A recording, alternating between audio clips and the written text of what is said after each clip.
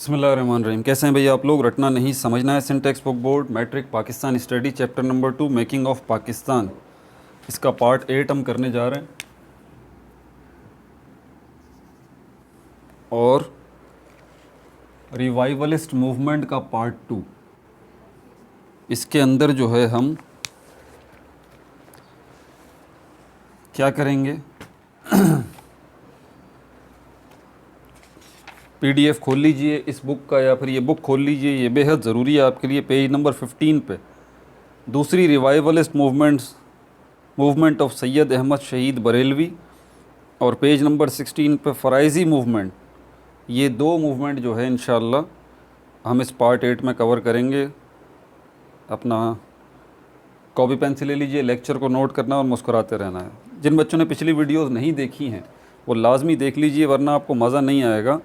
Part 1 से शुरू कर दीजिए। इसी वीडियो की डिस्क्रिप्शन में लिंक मैंने दिए हुए हैं, क्लिक कीजिए, डिस्क्रिप्शन में जाइए, वहाँ पर आपको लिंक मिल जाएंगे। और अगर आपको पाकिस्तान स्टडी का पार्ट 1 चाहिए तो इसी जो आप वीडियो देख रहे हैं इसके नीचे लोगो बना हुआ है, रटना नहीं समझना, उस पर क्लिक करें तो पेज खुल जाएगा। वहाँ प्लेलिस्ट का ऑप्शन मौजूद है, प्लेलिस्ट पे जाइए। पाकिस्तान स्टडी मैट्रिक की प्लेलिस्ट मौजूद है, चैप्टर नंबर 1 की सारी वीडियोस और इस चैप्टर नंबर 2 की भी वीडियोस वहाँ मौजूद हैं।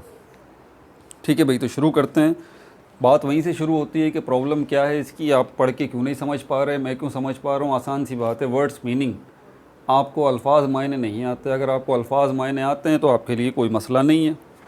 ठीक है, तो वर्ड्स मीनिंग मैं आपको बताता चलूँगा साथ साथ। मुश्किल अल्फाज हैं एग्जैक्टली इन इंग्लिश, मुश्किल अल्फाज के उर्दू मायने भी जो हैं वो मुश्किल हैं, उनको भी एक्सप्लेन करूँगा। लेकिन सारी वर्ड्स मीनिंग बोर्ड पे लिखना ये मुमकिन मेरे लिए नहीं होगा, ये बात जहन में रखिएगा। तो मैं ज़्यादातर ओरल बताऊँगा, तो आप जो है वो लिखते रहिएगा। आपको बुक पीडीएफ लाजमी इसका खोलना पड़ेगा, या फिर आपको जो है इसका ये बुक खोल के सामने रखनी पड़ेगी। तो बुक खोल लीजिए और पेज नंबर 15 निकाल लीजिए। Movement of Syed Ahmad Shaheed Barelvi, movement of Syed Ahmad Shaheed Barelvi.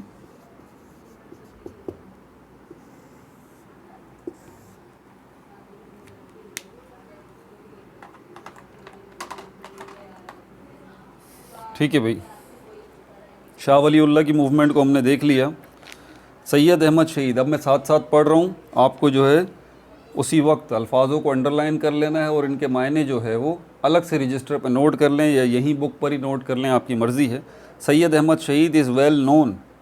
Syed Ahmad Shaheed जो है वो बहुत मशहूर हैं या बहुत जाने जाते हैं, well known in the history of subcontinent, बर्र सग़ीर की तारीख़ में।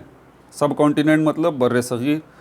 As a preacher of Islam, मुबल्लिग़ इस्लाम की हैसियत से। देखिए, मैं आपको अंदाज़े में मायने नहीं बताऊंगा कि अंदाज़न इसका मायने ये निकलेंगे, नहीं, मैं आपको उस वर्ड का, इंग्लिश वर्ड का एग्जैक्ट उर्दू मतलब बताऊंगा। प्रीचर का मतलब है मुबल्लिग़। मुबल्लिग़ उसको कहते हैं जो तबलीग़ करता है। तो मुबल्लिग़ इस्लाम, प्रीचर ऑफ इस्लाम, इस्लाम की तबलीग़ करने वाले। हिस स्ट्रगल, उनकी जद्दोजहद, वॉज अगेंस्ट, खिलाफ थी, the evil forces in the subcontinent, evil forces शैतानी ताकतों के, इन द सब कॉन्टिनेंट बर्र सग़ीर में। Syed Ahmad was born in Rae Bareli, Syed Ahmad जो है वो राय बरेली में उनकी पैदाइश हुई। इन 1786, 1786 में, 1786। राय बरेली क्या है, आपको मैंने पहले भी ये बात बताई थी कि इंडिया की जो स्टेट्स हैं, आप उनके नाम जो है वो आप नोट कर लें। मैं बार बार बताता रहता हूँ कि मैं आपको मैप बना के इंडिया का दिखा दूंगा, लेकिन बना नहीं पाता पूरे तरीके से, क्योंकि उसमें बहुत ज़्यादा टाइम लगता है। इस तरह का इंडिया का जो है वो मैप है, ये हार्ट की शक्ल का। ठीक है, ये यहाँ पर नेपाल है, यहाँ पर भूटान है, और ये जो है इस साइड पे ये बांग्लादेश, जो पहले बंगाल था वो बन गया है।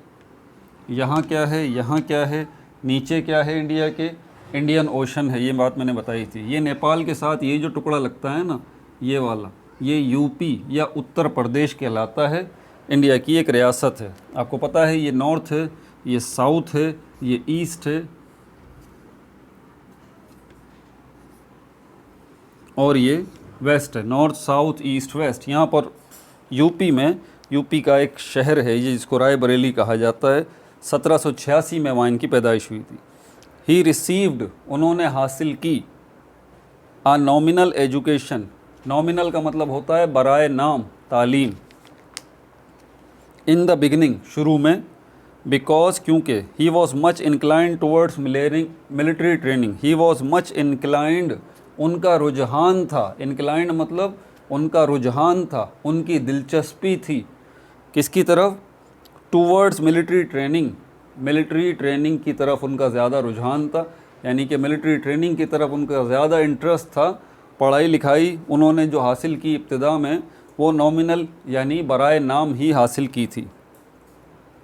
लेटर, बाद में, ही डिवोटेड, उन्होंने अपने आप को वक्फ कर दिया। डिवोट का मतलब होता है, इसी से वर्ड होता है डिवोटी, इसी से वर्ड निकलता है डिवोट। डिवोट का मतलब होता है अपने आप को वक्फ कर देना किसी काम के लिए, मतलब आपका उठना बैठना खाना पीना बीवी बच्चे दिलचस्पियाँ वो सब सानवी हैसियत इख्तियार कर जाते हैं, वो सब जो है सेकेंडरी ऑप्शन हो जाते हैं आपके। आपका प्राइमरी ऑप्शन एक ही हो जाता है जो सबसे पहले आप जिसको अहमियत देते हैं, ठीक है। ना बेगम, ना बच्चे, ना रिश्तेदार, ना घर, ना खाना, ना पीना, ना ऐशो आराम, कोई चीज़ आपके लिए, फिर वो सारी चीज़ें आपके लिए मीनिंगलेस हो जाती हैं। आप क्या खा रहे हैं, क्या पहन रहे हैं, आप किसी चीज़ को अहमियत नहीं देते। आप अपने टारगेट सेंट्रिक रहते हैं, जो एक टारगेट आपने सेट कर लिया है उसके साथ मुखलिस होते हैं और उसी के हवाले से काम करते हैं। ऐसी चीज़ को हम कहते हैं डिवोट, वक्फ़ कर देना, ठीक है। डिवोटेड हिमसेल्फ, उन्होंने ख़ुद को वक्फ़ कर दिया। Of social service as well, social service, social word निकला है सोसाइटी से। सोसाइटी का मतलब होता है मुआशरा, मुआशरे का मतलब होता है कि हमारे ये जितने लोग हम जो मिलजुल के किसी एक इलाके में रहते हैं, उस पूरे बड़े इलाके को जहाँ पर मुख्तलिफ़ कौमों के मज़हब के लोग एक जगह पर इकट्ठे हैं, आपस में मिलजुल के रहते हैं, उस पूरे बड़े से इलाके को सोसाइटी या मुआशरा कहा जाता है। और उसी से वर्ड निकला है सोसाइटी से सोशल। मुआशरती, सर्विस, खिदमत, सर्विस मतलब खिदमत, तो मुआशरे की खिदमत के लिए उन्होंने अपने आप को डिवोट कर दिया, वक्फ़ कर दिया। मुआशरे में कौन है भाई, हिंदू भी हैं, मुसलमान भी हैं, सिख भी हैं, क्रिश्चियंस भी हैं, जो भी हैं सब के लिए। ही वॉज़ वेरी मच इन्फ्लुएंस्ड, वो बहुत ज़्यादा जो है वो असर लिए हुए थे। इन्फ्लुएंस का मतलब होता है असर, क्या कहा मैंने, असर। इन्फ्लुएंशियल कैरेक्टर, पुर असर शख्सियत। ही वॉज़ मच इन्फ्लुएंस्ड, वो बहुत ज़्यादा मुतासिर थे। देखें असर, मुतासिर, पुर असर, ठीक है। तो he was very much influenced, वो बहुत ज़्यादा मुतासिर थे, ठीक है। किससे, by the teachings of Shah Waliullah, Shah Waliullah की तालीमात से। टीचिंग्स मतलब तालीमात। And was a strong follower, और बड़े मजबूत मुरीद थे। फॉलोवर का मतलब क्या है, मुरीद, फॉलो करने वाला, बात करने वाला, बात मानने वाला, नक्शे कदम पर चलने वाला, ठीक है।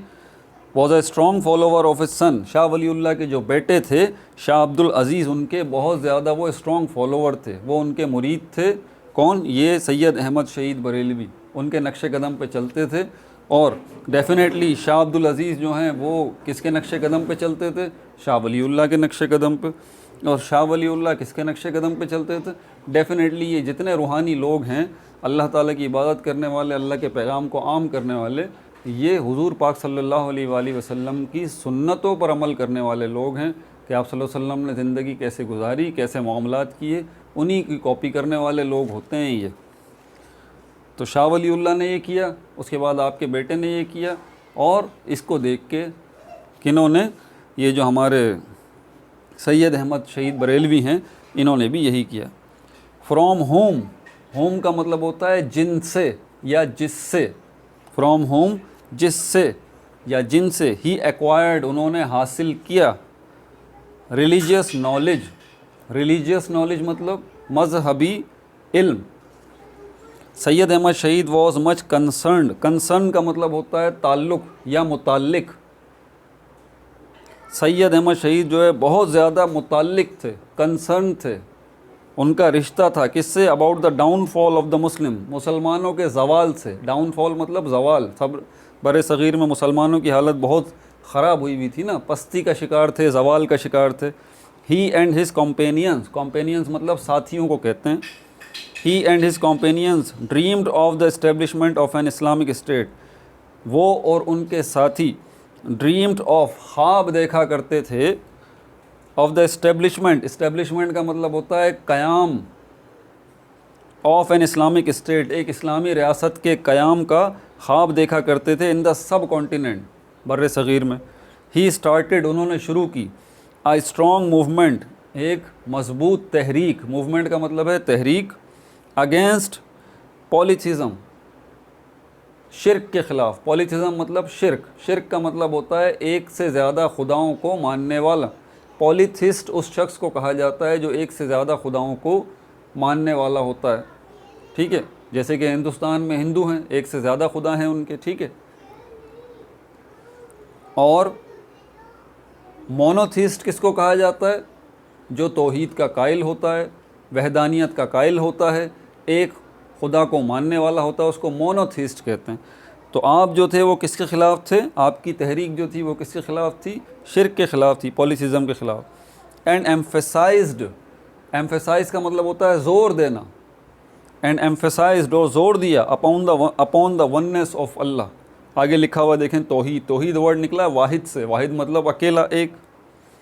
The objectives of Syed Ahmad Shaheed movement, objective मतलब मकासद, मकासद मकसद, जो मकासद थे सैयद अहमद शहीद की तहरीक के, नॉन एज़, वो जाने जाता है किससे?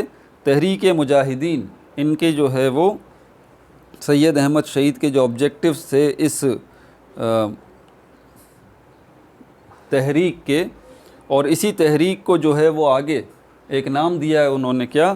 तहरीक मुजाहिदीन। यानी कि इनकी जो तहरीक थी इसको तहरीक मुजाहिदीन भी कहा जाता है। आगे ब्रैकेट में लिखा हुआ है the struggle of freedom fighters, struggle of freedom fighters. Freedom कहते हैं आज़ादी को, फाइटर्स कहते हैं जंगजू, यानी कि जंग आज़ादी के मतवाले। फ्रीडम फाइटर्स मतलब आज़ादी के लिए जंग करने वाले।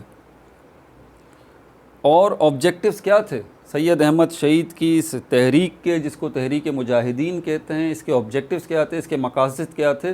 नीचे लिखे हुए, ये ABCDE करके इसके मकासद लिखे हुए हैं कि ये जो तहरीक शुरू की थी सैयद अहमद शहीद बरेलवी ने, जिसको तहरीक मुजाहिदीन का नाम दिया गया, the struggle of freedom fighters English में इसको कहते हैं।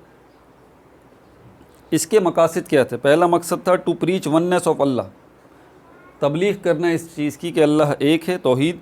बी में लिखा हुआ है नंबर 2 क्या है? टू रिवाइव, ज़िंदा करना, टीचिंग्स ऑफ इस्लाम, इस्लामी तालीमात को ज़िंदा करना। लोग जो उस वक्त सब कॉन्टिनेंट में थे वहाँ पर क्योंकि बहुत ज़्यादा डाइवर्सिटी थी, हिंदू भी हैं, मुसलमान भी हैं, इसके अलावा क्रिश्चियन भी हैं, सिख भी हैं, ये सब एक साथ जब रहते हैं तो देखें आपके ऊपर उसका असर पड़ता है।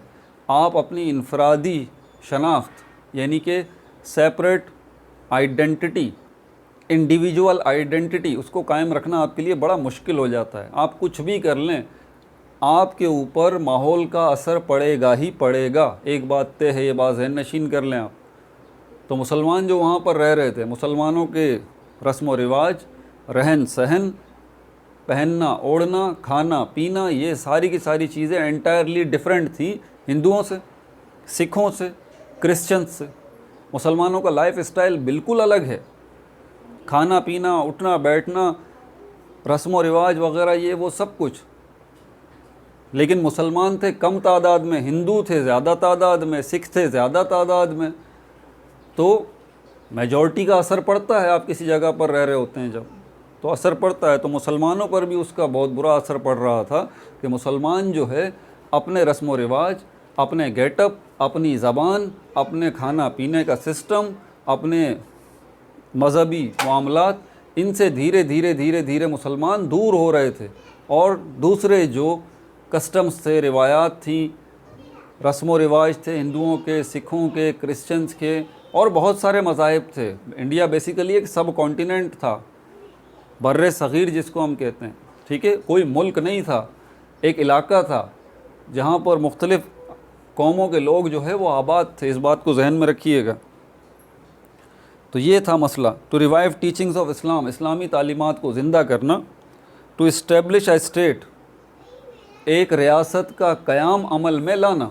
इस्टेब्लिश मतलब क़याम अमल में लाना, आ स्टेट एक रियासत का, इन द सब कॉन्टिनेंट उस बर्रे सग़ीर में, in accordance with the principles of Islam, in accordance जो के मुताबिक हो, ऐसी रियासत का क़याम अमल में लाना जो कि मुताबिक हो, अकॉर्डेंस मतलब मुताबिक हो, with the principles of Islam, Islam के उसूलों के मुताबिक हो। To protect Muslims against such acts, number D, ये डी जो है इस पे आ गया हूँ मैं। टू प्रोटेक्ट, हिफाजत करना, मुस्लिम्स मुसलमानों की, अगेंस्ट सच एक्ट्स, ऐसे, सच मतलब ऐसे, एक्ट्स मतलब काम, ऐसे कामों से मुसलमानों की हिफाजत करना, एंड आइडियाज़ और ऐसे ख़यालात से मुसलमानों की हिफाजत करना। As are contrary to Islamic values, contrary का मतलब होता है बरअक्स, बरअक्स मतलब अगेंस्ट, मुखालिफ, कंट्ररी मतलब बरअक्स, अगेंस्ट, मुखालिफ, टू इस्लामिक वैल्यूज़ जो इस्लामी इक़दारों के ख़िलाफ़ हों, इस्लामिक वैल्यूज़ जो कि इस्लामी इक़दारों के ख़िलाफ़ हों। ठीक है भाई। टू प्रोटेक्ट, डी वाला दोबारा पढ़ रहा हूँ, ध्यान से देख लें। टू प्रोटेक्ट मुस्लिम्स, मुसलमानों को बचाना, against such acts and ideas, ऐसे कामों से और ऐसे ख़यालात से, एज़ आर कॉन्ट्ररी जो कि अगेंस्ट हों, बरअक्स हों, कॉन्ट्ररी का एग्जैक्ट मतलब है बरअक्स होना या बरखिलाफ़ होना, टू इस्लामिक वैल्यूज़ जो कि इस्लामी इक़दारों के ख़िलाफ़ हों, ऐसी चीज़ों से, ऐसे कामों से और ऐसे आइडियाज़ से मुसलमानों को बचाना। टू प्रीच जिहाद, जिहाद की तबलीग करना, बिकॉज क्योंकि इट वाज नॉट पॉसिबल, ये मुमकिन नहीं था, टू गेट फ्रीडम, आज़ादी हासिल करना, फ्रॉम इविल फोर्स, शैतानी क़ुव्वतों से, विदाउट आर्म्ड स्ट्रगल, बग़ैर मुसल्लह जद्दोजहद के। आर्म्ड स्ट्रगल का मतलब है मुसल्लह जद्दोजहद, आर्म्ड स्ट्रगल। ऐसा करूँगा आखिर में ये सारी मीनिंग्स जो है ना बोर्ड पे लिख भी दूंगा मैं आपकी सहूलत के लिए, ठीक है ना। ख़ास मुश्किल अल्फाज जो हैं, आर्म्ड स्ट्रगल, मुसल्लह जद्दोजहद, जद्दोजहद आखिर में लिख भी दूंगा, ठीक है भाई। अभी तो आप पढ़ने दीजिए। Syed Ahmad wanted to eliminate domination of Sikhs in the Punjab, ये वो टाइम पीरियड था, ये देख लीजिए 1786, 1700 से 1800, 1800 से 1900, 1800, 1857, याद है ना। जिन बच्चों ने पिछली वीडियोस देखी उनको तो पूरी तारीखें याद होंगी, सब कुछ समझ में आ गया होगा कि इस वक्त क्या बात कर रहा हूँ। 1707 औरंगज़ेब आलमगीर का इंतकाल हो गया, छठे मुग़ल बादशाह, 7वें, 8वें, 9वें, 10वें, 11वें, 12वें, 13वें, 14वें, 15वें, 16वें, 17वें, 18वें, 19वें, 20वें मुग़ल बादशाह कौन से थे? आखिरी बहादुर शाह ज़फ़र II। ये जो बाकी के 16 मुग़ल बादशाह ये किसी भी काम के नहीं थे, इन्होंने खाया पिया याशी की सिर्फ, बस और कुछ भी नहीं किया। तो पूरा हिंदुस्तान इनके हाथ से निकल गया, सारे सूबे इनके हाथ से निकल गए। पंजाब वाली साइड पे जहाँ पर अभी पाकिस्तान बना हुआ है, यहीं पे आपको पता है उस वक्त पाकिस्तान तो नहीं बना था, तो ये पंजाब, KPK जिसको NWFP कहा जाता था उस ज़माने में, north western frontier province, Kashmir, ये पूरा का पूरा टुकड़ा, लद्दाख, यहाँ पर जो है वो इनका सिखों का कब्ज़ा हुआ था। किन का कब्ज़ा हुआ था? सिखों का कब्ज़ा हुआ। बहुत बड़ा इलाका है ये, तकरीबन मौजूदा पाकिस्तान से का आधे से ज़्यादा हिस्सा आप समझ लीजिए सिख एम्पायर था।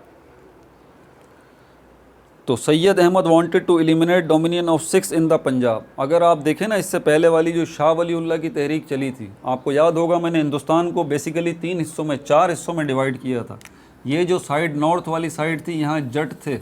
ये जो साइड है वेस्ट वाली, यहाँ पर ये पंजाब है, ठीक है, और कश्मीर है, KPK है, ये साइड आ गई। यही बाद में पाकिस्तान बना था। और ये बीच में जो है वो मराठे मौजूद थे। यहाँ गुजरात है, ये पूरा मराठों के पास था। ये मराठा एम्पायर, सिख एम्पायर, यहाँ जट बैठे हुए हैं। यहीं पर जो है वो एक टुकड़े में, टुकड़ा जो है ये हैदराबाद दक्कन का कहलाता था। और यहाँ पर बंगाल जो था, बंगाल इस साइड पे, ईस्ट की साइड पे ये बंगाल, ये और ये सारी साहिली पट्टी जो थी, साहिली पट्टी पूरी की पूरी यहाँ से लेके यहाँ तक, यहाँ पर सब पे अंग्रेज़ों का कब्ज़ा था। बाद में अंग्रेज़ों ने, याद रहे, एंग्लो सिख वार्स हुई। एंग्लो का मतलब है अंग्रेज़, अंग्रेज़ों और सिखों की जंगें हुई। एंग्लो मराठा वार्स हुई, ठीक है। तो ये जंगें हुई बाकायदा अंग्रेज़ों की, सिखों से भी और मराठों से भी। सिखों ने हुकूमत किससे ली? मुसलमानों से। मराठों ने हुकूमत किससे ली? मुसलमानों से। और इनसे फाइनली किसने हुकूमत ले ली? अंग्रेज़ों ने, ईस्ट इंडिया कंपनी। ये पिछली वीडियोस में हम तफसील देख चुके हैं।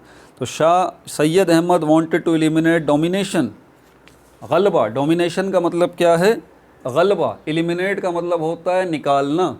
सैयद अहमद वांटेड, सैयद अहमद चाहते थे, टू एलिमिनेट, के निकाला जाए, डोमिनेशन, गलबा, of Sikhs in the Punjab and NWFP, के पंजाब और NWFP में सिखों का जो गलबा है उसको निकाला जाए।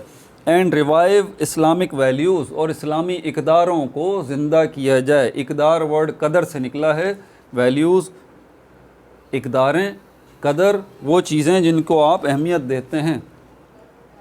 ही स्टार्टेड जिहाद इन the Punjab and NWFP, Punjab और NWFP में उन्होंने जिहाद जो है वो शुरू किया। शाह इस्माइल शहीद अलॉन्ग विद 6000 फॉलोवर्स, इसी टाइम पीरियड में एक और बड़ी प्रोमिनेंट शख्सियत थे जो कि इसी टुकड़े के अंदर मौजूद थे। उनका नाम था शाह इस्माइल शहीद, ये बात याद रहे। और ये शाह इस्माइल शहीद जो है ये भी वही काम कर रहे थे जो कि सैयद अहमद शहीद कर रहे थे, कि उनका भी नुक्ता नज़र यही था कि बर्र सग़ीर में जहाँ मुसलमान हैं उनको पहले याद कराया जाए कि भाई आप मुसलमान हैं तो अपनी रिवायात, अपने कस्टम्स, इन सारी चीज़ों को आप फोकस करें। मेहरबानी करके अपना लिबास जो आपका है, आपके जो रस्म व रिवाज हैं, आपको जो उठना बैठना है, खाना पीना है और मजहबी त्यौहार हैं, आप उनको मनाएं। आप दूसरों के रंगों में न रंग जाएं। आपको एक बात बताऊं, आपकी सबसे बड़ा जुल्म एक कौम के लिए क्या होता है? कोई सी भी कौम हो, हिंदू कौम है या मुसलमान कौम है या ईसाई कौम है या सिख कौम है, कोई भी कौम है, ये बात ज़रा नोट कर लीजिएगा आप। सबसे बड़ा जुल्म ये नहीं होता कि आप उस कौम का मुल्क छीन लें, नहीं, आप उस कौम से दौलत छीन लें, नहीं। सबसे बड़ा जुल्म एक कौम के लिए होता है कि उसकी पहचान छीन लें आप, उसकी पहचान छीन लें। मुसलमान की पहचान अलग ही नज़र आती है आपको। पाकिस्तान में मुसलमान आपको अलग ही नज़र आएगा, पहचाना जाएगा, वो उसकी आइडेंटिफिकेशन है, वो उसकी पहचान है। किस तरह से पहचान हो रही है मुसलमान की? ये वो नमाज़ पढ़ रहा है, कुरान शरीफ पढ़ रहा है, रमज़ान के रोज़े रख रहा है, बकरा ईद पे जो है वो कुर्बानी कर रहा है, और इसके अलावा हज पे जा रहा है, सदका खैरात कर रहा है, सुन्नत रसूल सल्लल्लाहु अलैहि वसल्लम को फैला रहा है, मुसलमान औरतें बापर्दा हैं। ये वो सारी चीज़ें हैं जो कि एक कौम की पहचान है, मुसलमान कौम की पहचान है ये सारी की सारी चीज़ें। मुसलमान टोपी लगाते हैं या पगड़ी पहनते हैं, ख़वातीन जो हैं वो हिजाब लेती हैं, ये पहचान है, ये आइडेंटिफिकेशन है। ये सारी की सारी चीज़ें मुसलमानों के पास से निकल रही थी, स्लिप हो रही थी धीरे धीरे धीरे धीरे। उनका उठना बैठना, बोल चाल, ये वो, ये सब चीज़ें, ये इनके ऊपर कौन सा रंग चढ़ रहा था? हिंदुओं का, सिखों का, ये सारे के सारे मामलात हो रहे थे। तो ये सब देख रहे थे ये सब लोग।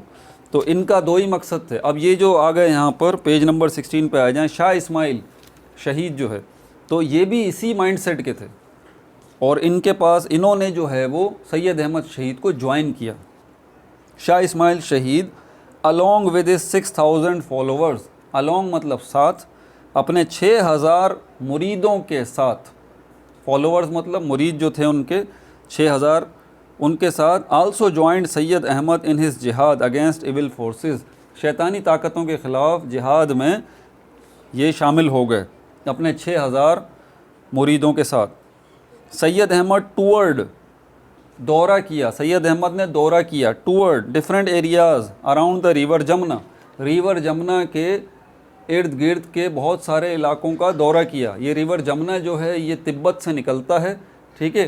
तिब्बत के बाद ये इंडिया में दाखिल होता है, और इंडिया में दाखिल होने के बाद ये जो है वो आगे पूरे इंडिया में फैल जाता है, बांग्लादेश भी जाता है और बाकी इंडिया में भी तकसीम होता रहता है।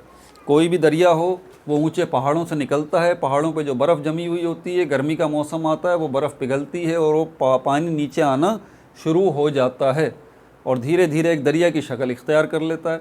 तो तिब्बत जो है दुनिया का ऊंचे मकामात में आता है। ये कहाँ है? ये नेपाल के साथ है। ये इंडिया का मैप आपको नज़र आ रहा है, ये रहा नेपाल, और नेपाल में ही यहाँ पर एक जगह है तिब्बत। यहाँ से ये दरिया निकलता है जिसको दरिया है जमुना कहा जाता है। जिस जिस इलाके से वो दरिया गुज़र रहा होता है, जैसे कि नेपाल वाले इस दरिया को दूसरा नाम देते हैं, इंडिया वाले इसको दूसरा नाम देते हैं, आगे इंडिया की किसी दूसरी रियासत में चला जाता है उसको दूसरा नाम दिया जाता है।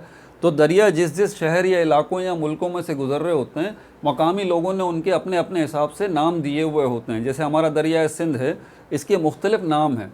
पंजाब में, KPK में, सिंध में इनको मुख्तलिफ़ नाम दिए जाते हैं। एक तो ऑफिशियल नाम होता है ना, सरकारी नाम होता है, एक मकामी नाम होता है। बहरहाल तो यहाँ पर जो है वो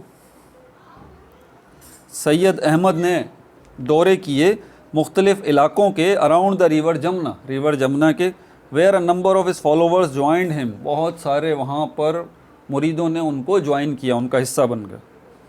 फिर सेकंड पैराग्राफ में ही केम टू सिंध इन 1826 में सैयद अहमद शहीद सिंध भी आए। इस मैप में देख लें आप, ये कि कश्मीर, KPK, पंजाब और इस जगह पर सिंध है।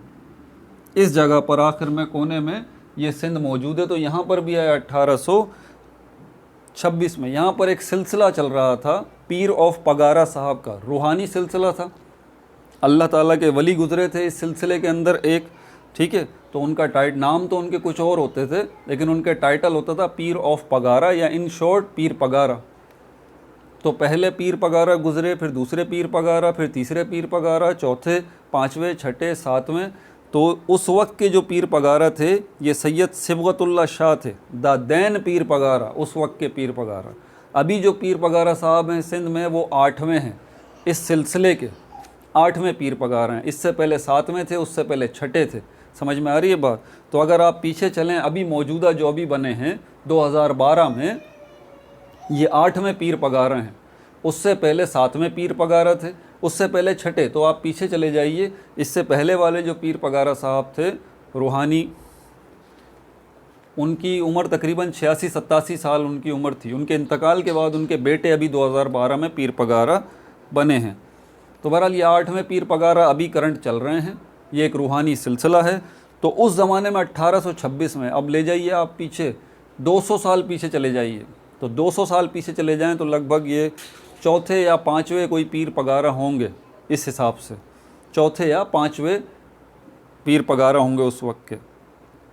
इनका नाम था Syed Sibgatullah Shah, who sent a strong contingent, जिन्होंने, हु का मतलब जिन्होंने, भेजा strong contingent of his staunch followers. Staunch contingent का मतलब होता है दस्ता, आर्मी का दस्ता होता है ना, 100 लोगों का, 200 लोगों का, 500 लोगों का जो दस्ता होता है आर्मी का, सोल्जर्स का, उसको कंटिंजेंट कहा जाता है। नोट्स में डाल लें, आप नोट कर लें इसको। तो पीर पगारा साहब ने जो है वो अपनी आर्मी का एक दस्ता जो है वो इनके हवाले किया। किन के हवाले? सैयद अहमद शहीद के, ठीक है, जब ये सिंध आए 1826 में। और ऑफ हिज स्टॉन्च फॉलोवर्स, जो पक्के मुरीद थे। स्टॉन्च का मतलब होता है पक्के, फॉलोवर्स मतलब मुरीद। जो पीर पगारा साहब के पक्के मुरीद थे, स्टॉन्च फॉलोवर्स थे, उसमें से एक दस्ता बना के उन्होंने किसके साथ रवाना किया? इनके, अपना जो है वो सैयद अहमद शहीद के, ठीक है। सैयद अहमद शहीद साहब ने अपनी फैमिली भी पीर पगारा साहब के घर छोड़ दी और अपनी फैमिली को इनकी प्रोटेक्शन में, कस्टडी में पीर पगारा साहब की छोड़ के सैयद अहमद शहीद जो है वो, और ये जो कंटिंजेंट, ये दस्ता आर्मी का जो दिया था, ये भी लिया इन्होंने।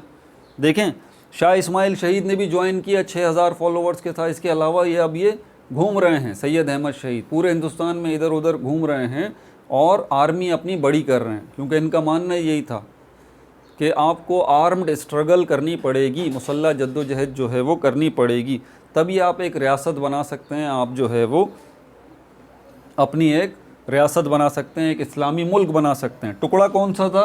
इंडिया का ये वाला टुकड़ा था, कश्मीर, KPK, पंजाब, ये वाला टुकड़ा था। इस बात को जहन में रखिए, क्योंकि यहीं पर सिखों की हुकूमत थी और यहीं पर सिखों के साथ जंगें अभी होंगी सैयद अहमद शहीद और इनकी फ़ौज की। ठीक है भाई। कॉल्ड हुर्स, इनके जो मुरीद हैं, पीर ऑफ पगारा जो हैं, इनके जो मुरीद हैं इनको हुर्स कहा जाता है, Hur. Syed Ahmad left his family under the protection of Pir Pagara. Syed Ahmad left his family, Syed Ahmad ने छोड़ दिया अपना ख़ानदान अंडर द प्रोटेक्शन, तहफ़्फ़ुज़ में, हिफाजत में, ऑफ पीर पगारा की, एंड प्रोसीडेड, और आगे बढ़ गए, और प्रोसीड बढ़ गए, टूवर्ड्स जिहाद की तरफ बढ़ गए, without any worry about his family, बग़ैर किसी फ़िक्र के अपने ख़ानदान के हवाले से। सैयद अहमद शहीद रीच नौशहरा। अब ये देखें, KPK, खैबर पख्तूनख्वा, KPK में आ जाइए, यहाँ का एक शहर है जिसको नौशहरा कहा जाता है। यहाँ पहुँचे सैयद अहमद शहीद इन दिसंबर 1826 में, and made it his head quarter, और KPK के अंदर जो नौशहरा है यहाँ इसको अपना इन्होंने हेड क्वार्टर बनाया। The first battle against the six was fought on December 21, 1826 near Akoda. Akoda के नज़दीक। देखें ये दो नाम है, ज़रा ध्यान से सुनिएगा। एक है अकोड़ा, AKORA, अकोड़ा, ये कहाँ पर है? ये KPK में है। एक है ओकाड़ा, ओकाड़ा, अगर आप इसको उल्टा कर दें OKARA, ओकाड़ा, ये कहाँ पर है? ये पंजाब में है। यहाँ पर KPK में अकोड़ा है, पंजाब में क्या है? ओकाड़ा है। तो ये ज़रा ध्यान में रखिएगा, अकोड़ा की बात की जा रही है जो कि KPK में है। ठीक है भाई। तो यहाँ पहली जंग हुई थी सिखों के साथ 21 दिसंबर 1826 अकोड़ा के नज़दीक। द सिक्स वर डिफीटेड, इसमें सिखों को शिकस्त हुई थी।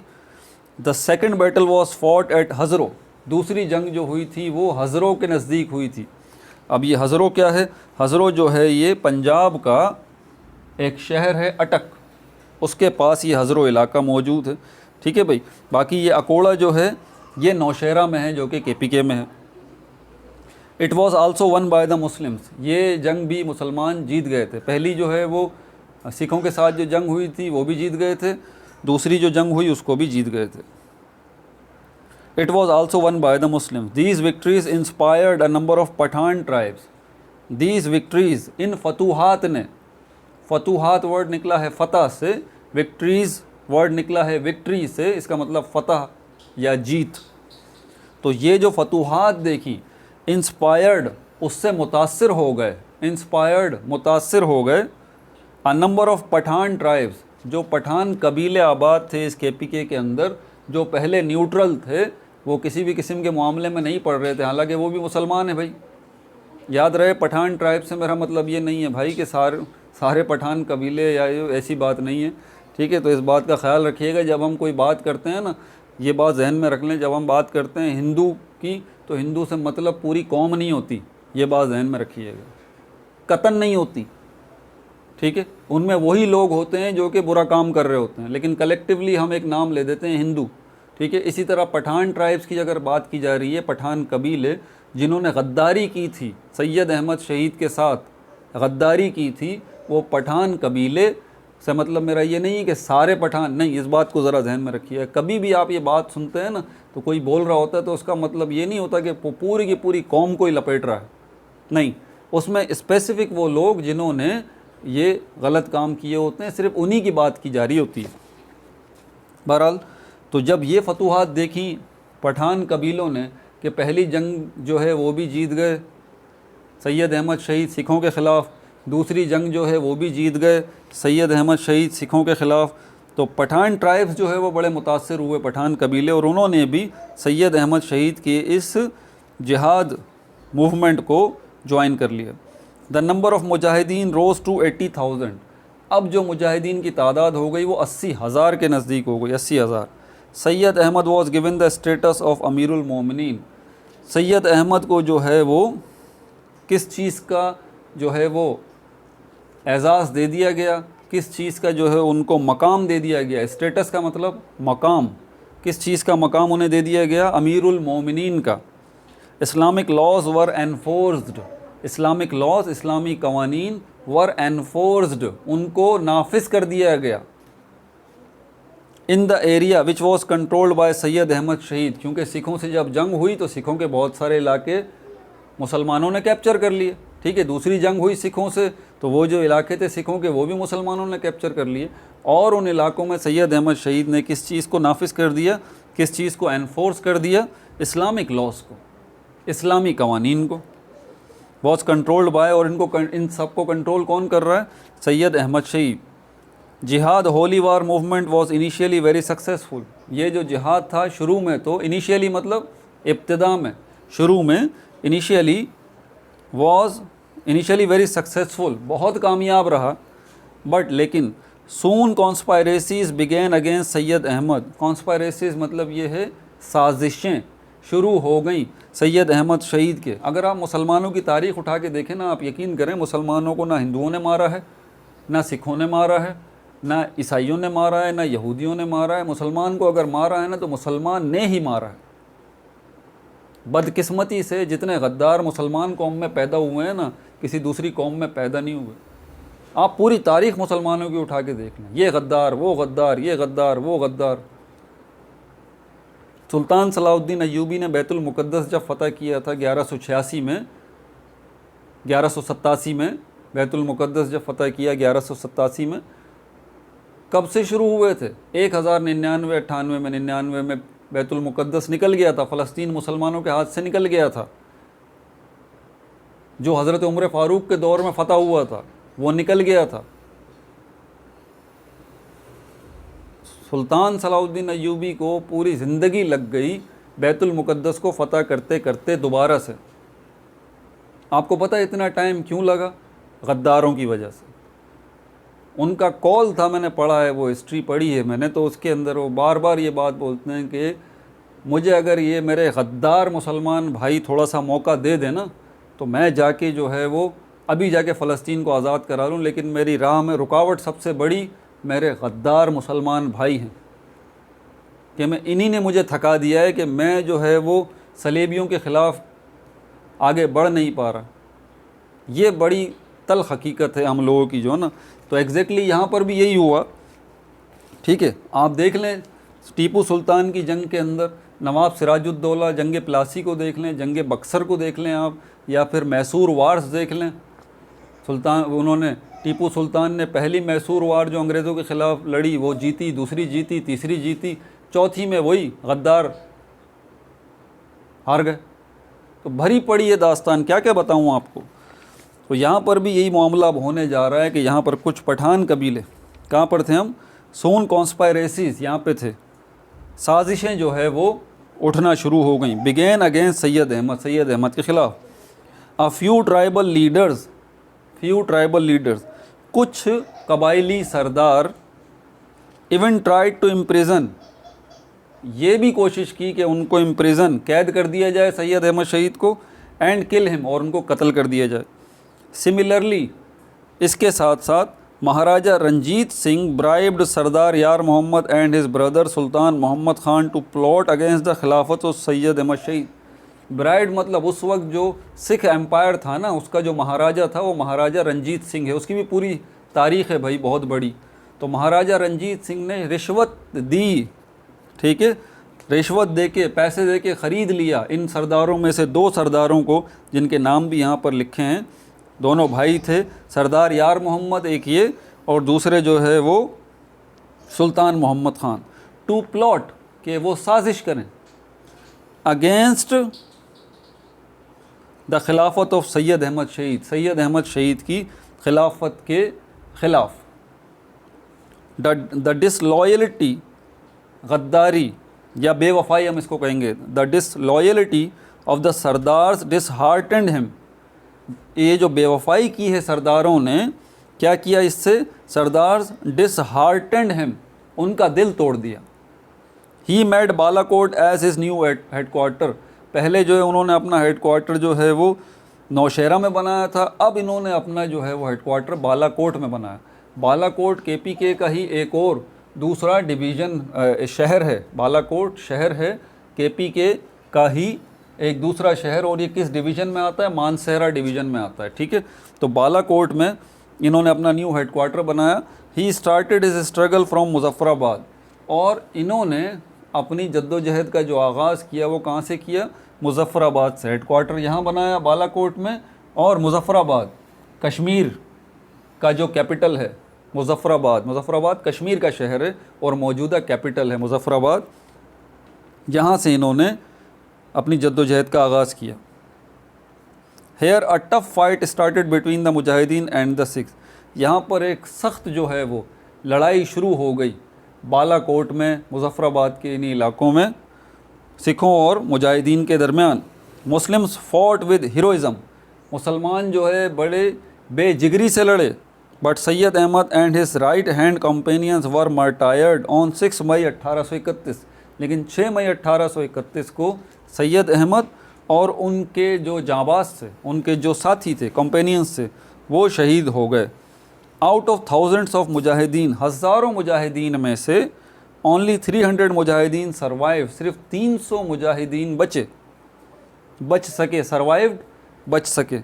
This brought an end to the khilafat of Syed Ahmad Shaheed, this brought to an end, इससे इख्तिताम हो गया खिलाफत ऑफ सैयद अहमद शहीद, सैयद अहमद शहीद की खिलाफत का। His dream for establishing an Islamic state could not be realise, उनका ख्वाब जो था कि एक आज़ाद रियासत का क़याम अमल में लाया जाए, कुड नॉट बी रियलाइज, वो शर्मिंदा ताबीर ना हो सका। एग्जैक्ट उर्दू में बताऊँ तो शर्मिंदा ताबीर ना हो सका मतलब पूरा नहीं हो सका। But the names of Syed Ahmad Shaheed and Shah Ismail Shaheed will always be remembered for their heroic struggle, लेकिन ये जो नाम हैं सैयद अहमद शहीद के और शाह इस्माइल शहीद के, विल ऑलवेज़ बी रिमेंबर्ड, इनको हमेशा याद रखा जाएगा। रिमेंबर्ड मतलब याद रखा जाएगा। फॉर देयर हीरोइक स्ट्रगल, इनकी ये जो जद्दोजहद है for the revival of an Islamic society, कि एक इस्लामी मुआशरे को दोबारा ज़िंदा किया जाए। एंड पॉलिटी का मतलब होता है रियासत, और एक रियासत का क़याम अमल में लाया जाए। Both the leaders were buried near Balakot, दोनों लीडर जो हैं सैयद अहमद शहीद और शाह इस्माइल शहीद, इनकी कब्रें जो हैं बालाकोट में मौजूद हैं। आप गूगल कर सकते हैं, आपको नज़र आ जाएंगी। ठीक है भाई, तो ये भी हो गया। मैंने सोचा था कि फ़राइज़ी मूवमेंट को भी साथ ही ख़त्म करवा दिया जाए, लेकिन इन फैक्ट जो है मैं थक गया, आसान सी बात ये।